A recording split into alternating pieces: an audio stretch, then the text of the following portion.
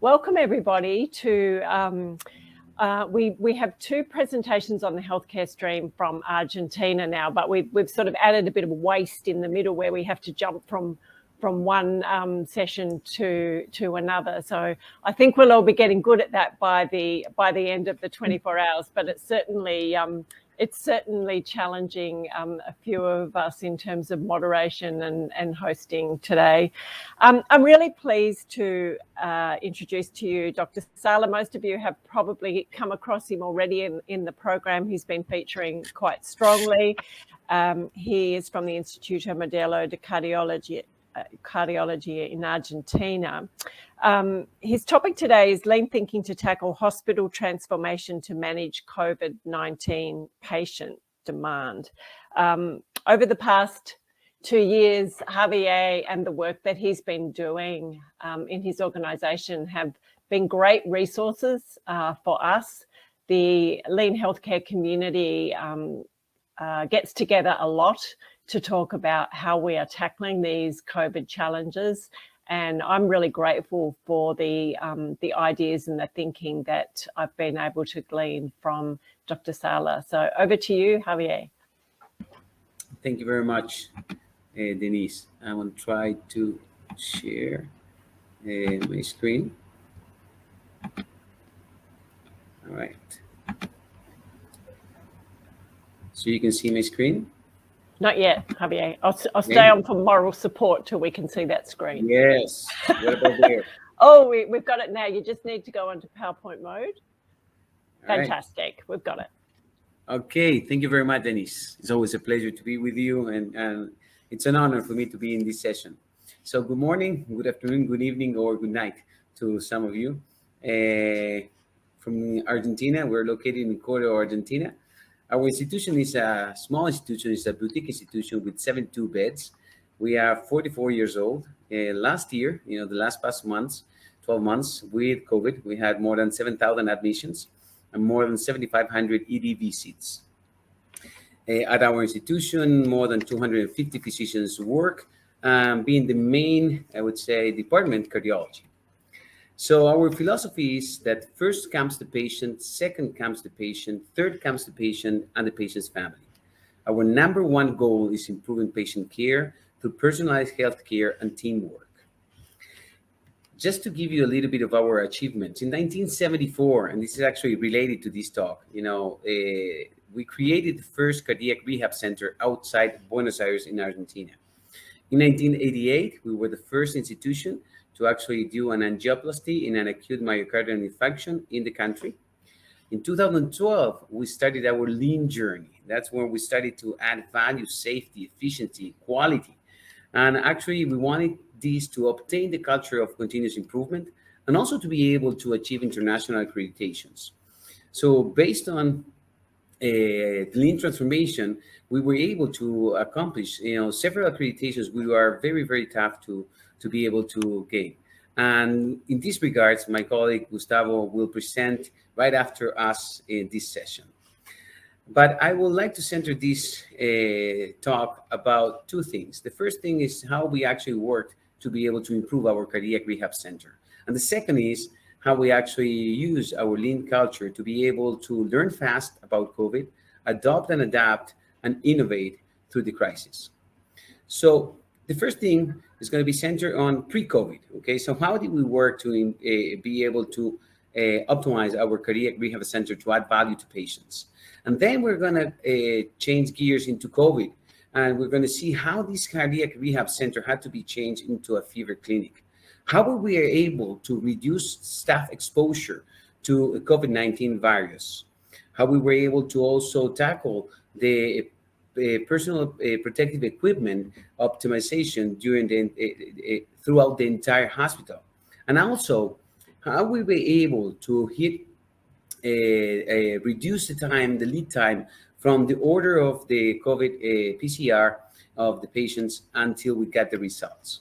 So if you're looking at this picture right now, you see on the left the main entrance of the hospital, and on the right you see this building that is next door. This building in 2012, was designed this way that we have right there, the map on the bottom right.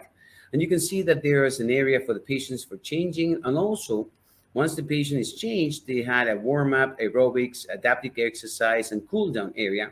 And there was also a basketball court and a volleyball court for the patients to be able to enjoy sports.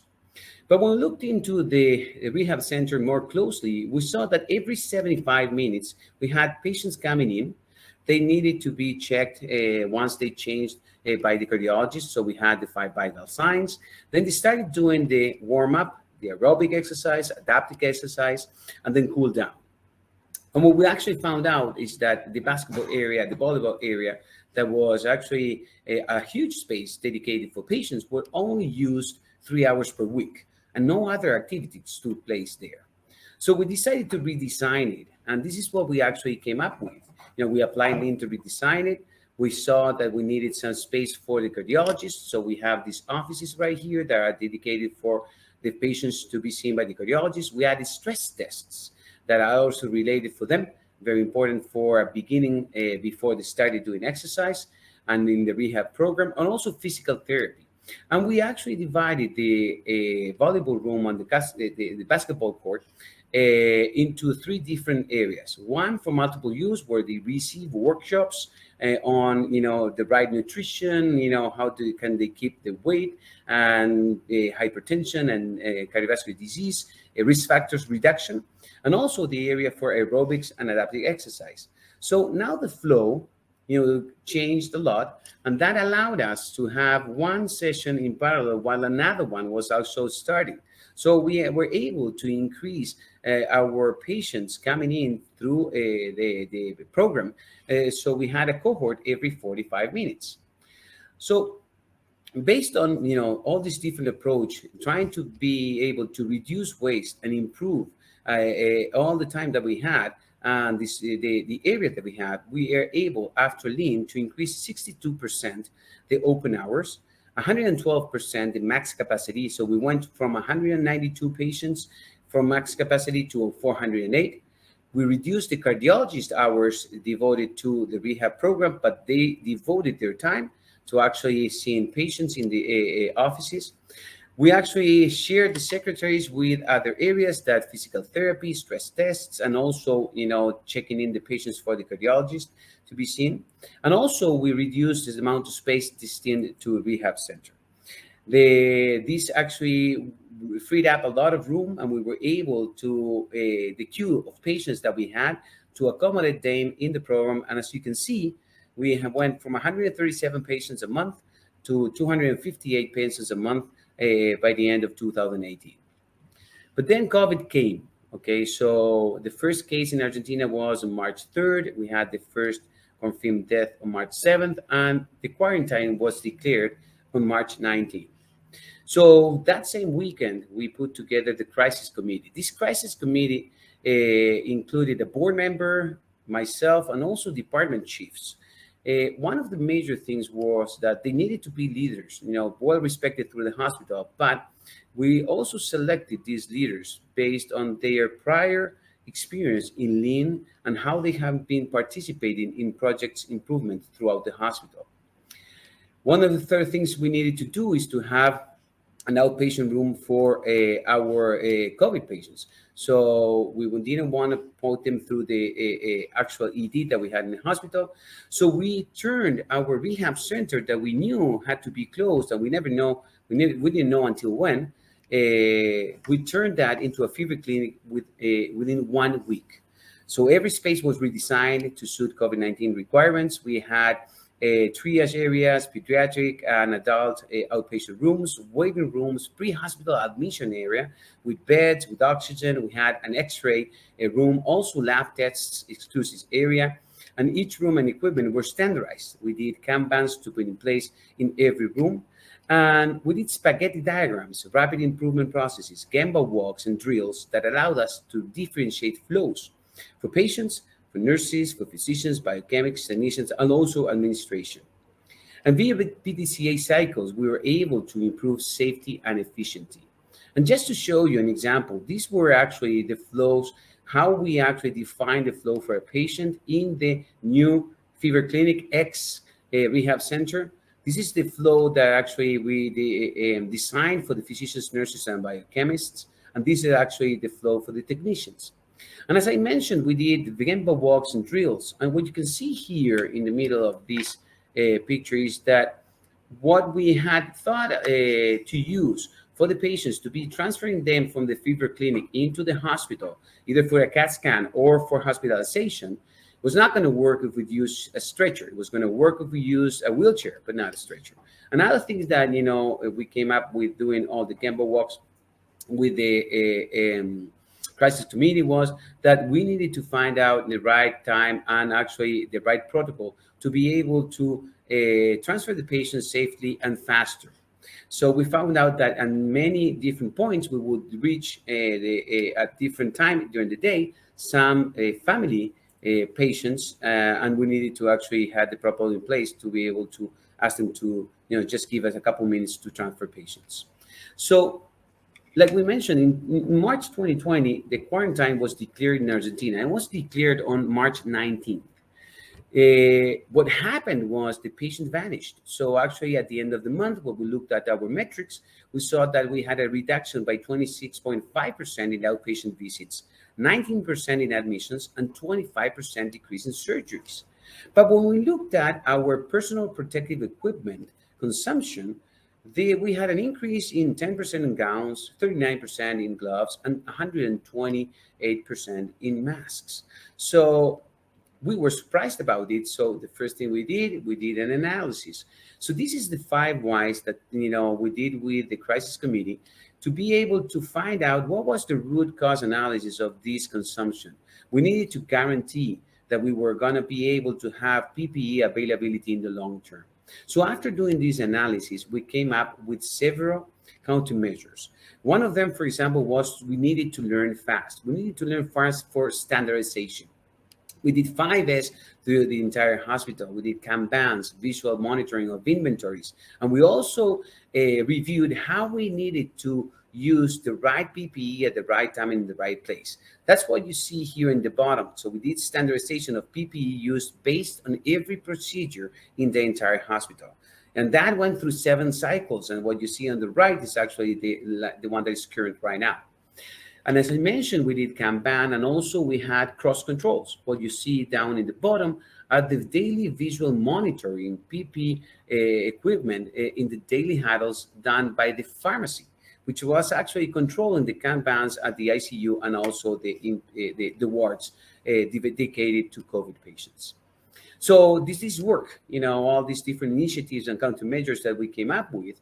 And just for sake of time, I'm just showing you what happened with gloves. So you can see on the left side, the consumption in March, which was almost close to 40,000.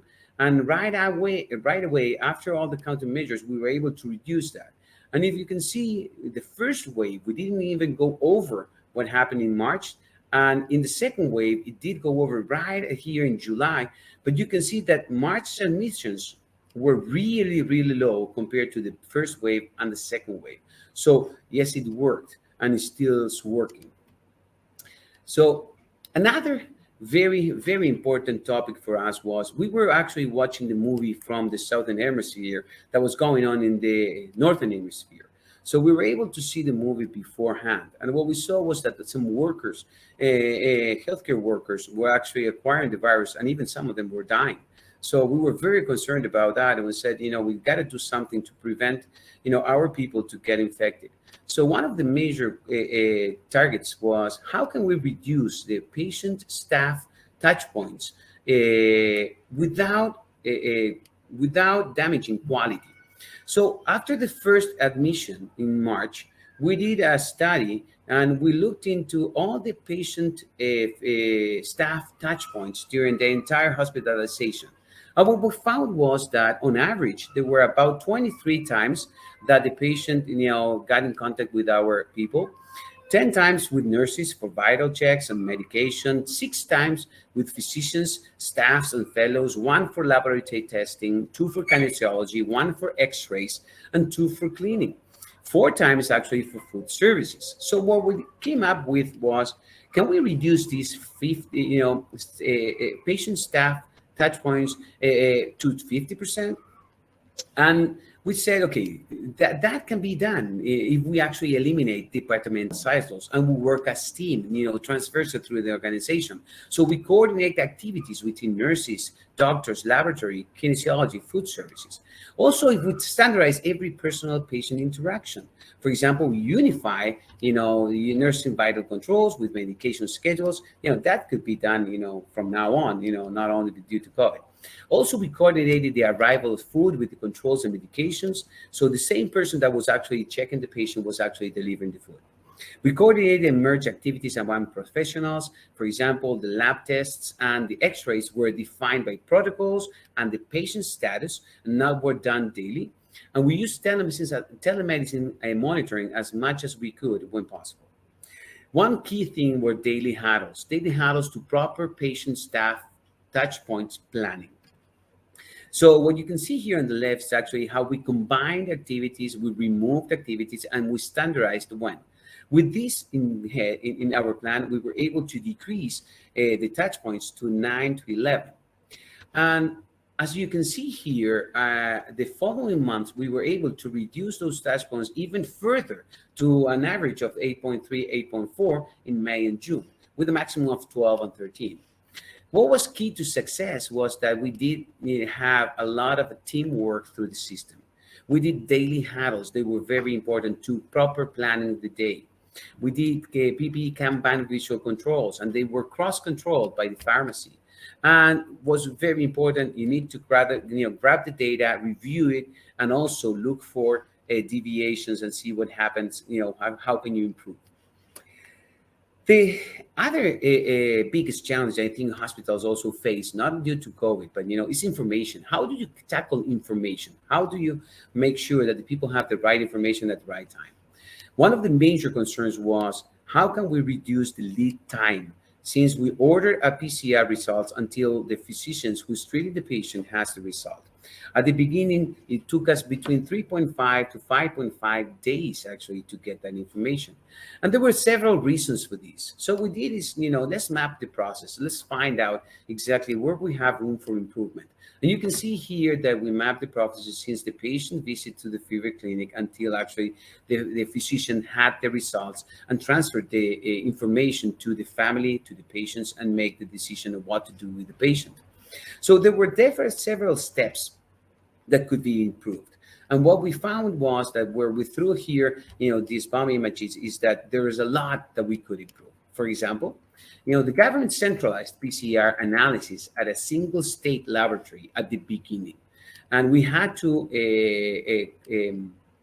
adapt to that. There was no other option. But what we could do is actually send more samples. We at the beginning we're sending one sample a day because the central lab asked us to do that. But we started to ask for permission to be able to do that, more frequently. The results also were recorded twice a day in our internal dashboard, and that internal dashboard was inaccessible to our physicians.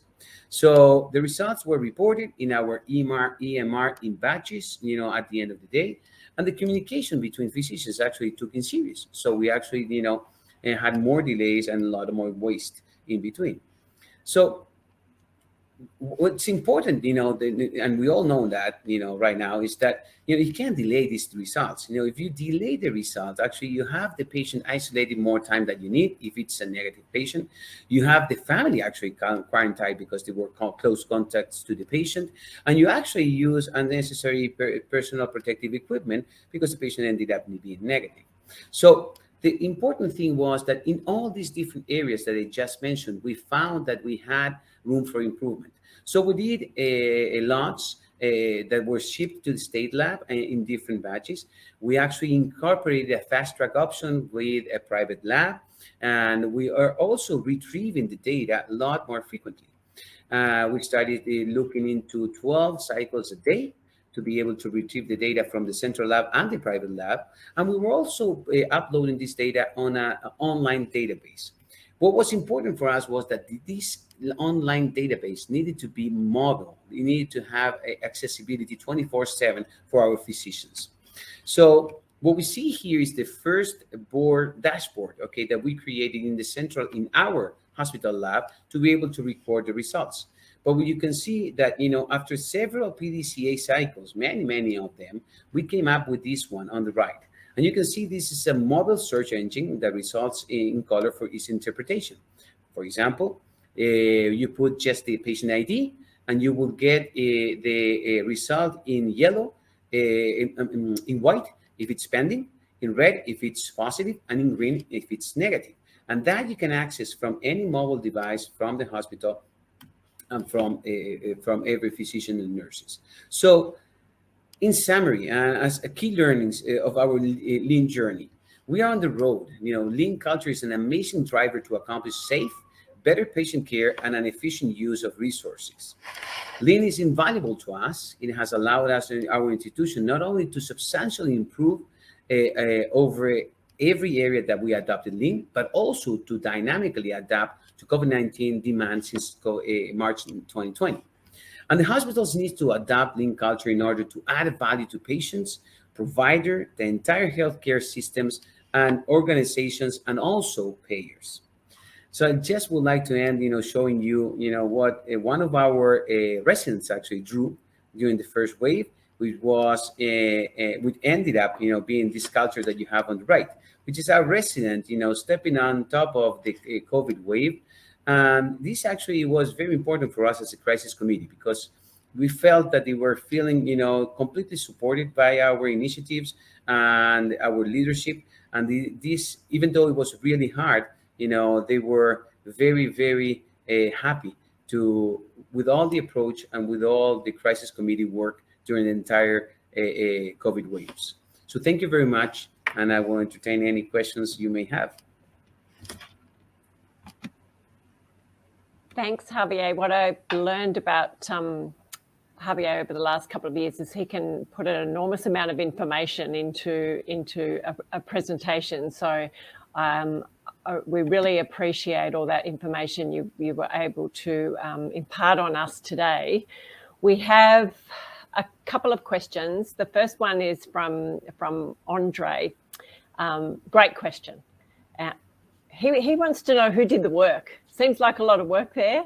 Who did the work? Who did the 5S? Who did the Kanban? Who did the visual control? Because, from what I saw during COVID, we spent a whole lot of time in meeting rooms. So we're really interested in who was out and about. Well, the answer is the crisis committee. Okay, the crisis committee took ownership of every initiative. Okay, so we actually had in the crisis committee, like I mentioned, the board member that I think sometimes he was appearing next to me. Then we had also part, of the ICU, the ED chief, cardiology chiefs, also most of the staff, that work in the ICU and in the inpatient wards. We had also the chief of the pediatric department. We also had people from the pharmacy and also biochemists, and nurses. So there was an entire team actually that did the work. We actually had meetings every day. We met at the beginning almost for 2 hours, when we were reviewing the literature and learning. But after that, we were, I would say, more efficient with our time. And at the end of the year, our meetings were really a lot shorter. But the crisis committee were the ones that actually took ownership and did all the work. So a couple of other questions here. I think you've sort of touched on Dan's question around how you were able to include the nurses and other frontline staff in the PDCA processes. Would you add anything to your previous answer on that? I think that, it's key to involve everybody. When you have these initiatives, you need buy-in from everybody to be able to, work fast and also adapt and adopt, new ways of working. So yes, I think there were, for example, part of the committee volunteered to come on different shifts from the nurses to be able to train them at their, at the Gemba. And that was very important. We had, physicians coming in at midnight, okay, to be able to train our nurses. And then the cross-pollination that we, mentioned, that's, 5 number 5 guiding principle was very, very important for us during the entire pandemic. Thanks, Javier. There's a question here from Michelle, a fellow Australian. In the corridor areas identified as high risk for community to be in the space when COVID patients transferred, how long did you rest the space before allowing the community back through? A very technical question. Very technical. Okay, so I think, yes, it's a very technical question, but it's a great question. So what we did actually was the patient had to be entirely, prepared before we transferred the patient. So it was the patient, the one that we had to put the mask and gowns and everything to be able to transport that patient. So we devoted time to prepare the patient before we transferred him. And then we went really fast. So we had the guards that participated in the protocols, okay? So we had the transfer personnel that participated in the protocols. So it was just a couple of seconds that, the wheelchair or the stretcher will go through, and completely, the patient being prepared for transportation. Thanks, Javier. Really interesting to see the problems that have been solved in COVID in many of our organisations over the last 18 months to 2 years, and I've certainly watched with interest and been involved in some healthcare services. And I think one of the really, the really interesting things that you presented around using lean to reduce PPE and using lean to reduce staff touch points are amazing. I think, often we add process steps when we're trying to be safer. And I think, trying to reduce the amount of touch points is actually not an approach I've seen that many organisations use through this. So fantastic. And I don't know whether you've got any final comments on that strategy and how we might roll that out across the world. I think that, what was key to it is that it came out of the crisis committee, okay? And like I said, we had leaders that were participating, and we had actually the chief of the ICU, the chief of cardiology, the board member.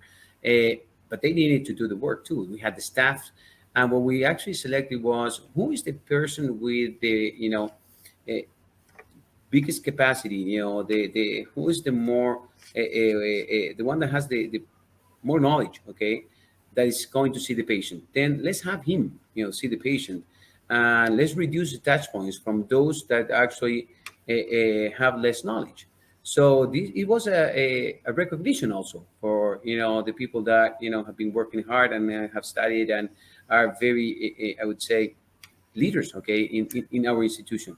So I think that was key. The crisis committee came up with it. They needed to do the work. The staff had to go in and leave the fellows out and do the work that the fellows would do. Same thing as nurses and everything. So I think that was key to success. Thanks, Javier. Lisa's jumped in, so we know that's our cue to progress. We're going to now increase our touch points, and we're going to jump from this session to another session where we're going to learn a little bit more about what your organisation has been up to from Gustavo. Thank you so much. Thank you. See you next.